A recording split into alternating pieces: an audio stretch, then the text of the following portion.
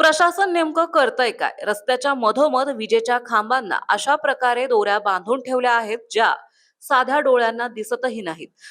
सुरक्षेच्या नावाखाली हा जीवघेणा सापळा कुणी रचला? ना इथे कोणी थांबवायला पोलीस आहे, ना कोणताही इशारा देणारा बोर्ड. रस्ता ओलांडताना अनेक गाड्या या दोऱ्यात अडकून पडल्या. या हलगर्जीपणाला जबाबदार कोण? हद्द तर तेव्हा झाली जेव्हा या अपघातात एक आजी आजोबा खाली पडले. त्यांना मदत करण्याऐवजी तिथे उपस्थित असलेल्या पोलीस मॅडम त्यांच्यावरच अरेरावी करत होत्या.